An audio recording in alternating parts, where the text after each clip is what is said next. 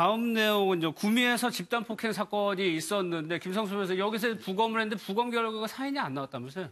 예, 이게 지난달 27일에 이게 알려진 내용인데요. 그 20대 초반 여성 3명 그리고 또 고등학생 1명이 A 씨를 인터넷 채팅에서 만납니다. 그래서 예. 원룸에서 다 같이 살고 있었는데 설거지나 뭐 이런 공동생활 규칙을 지키지 않는다고 해서 2달 정도 계속 집단 폭행을 하다가 사망을 해서 그 상해치사로 구속이 됐다는 소식이 있었습니다. 예. 그리고 이제 국과수에서 이 사망 원인을 밝히려고 부검을 했는데 시신이 그 3일밖에 안 지난 상태인데도 불구하고 너무 부패가 돼서 장기나 이런 곳이 다 손상이 돼서 이게 사인을 밝히기가 어렵다라고 지금 발표가 나온 상황입니다. 근데 이도하면서 이게 진술을 다 받아서 혐의는 확인이 됐다고는 하지만 이렇게 부검에서 폭행으로 인한 사인이 안 나와도 예. 재판에는 상관이 없을까요?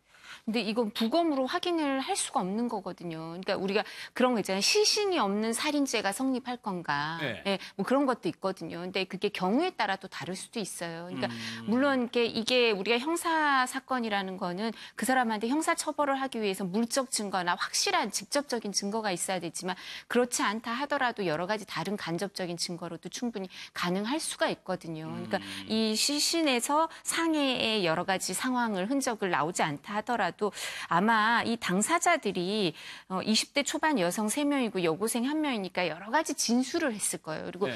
이게 이렇게 4명이잖아요. 집단 폭행이면 이게 저희가 죄수의 딜레마 이런 게 있거든요. 그러니까 본인이 사실은 얘기를 안 하고 있는 게 더 나을 수도 있는데 본인한테 유리할 수도 있는데 여러 가지 생각을 해요. 그러면 다른 사람이 나한테 더 불리한 얘기를 할까 봐 걱정이 돼서 다른 사람에 대한 얘기를 더 적극적으로 한다든가 이런 당사자가 여러 명이 있는 경우에는 그런 식으로 진술에서 사실이 확인될 수도 있어요. 여러 사람 진술을 들어보면. 그리고 또 무엇보다도 이렇게 그냥 그리고 지금 사실 제일 안타까운 거는 뭐 3일 동안 이게 방치가 돼 있었으니까 단순히 이게 상해의 문제가 아니죠. 방치했다는 것 자체가 저렇게 놔두면 사망할 수도 있다는 걸 알 수 있는 나이죠, 나이가.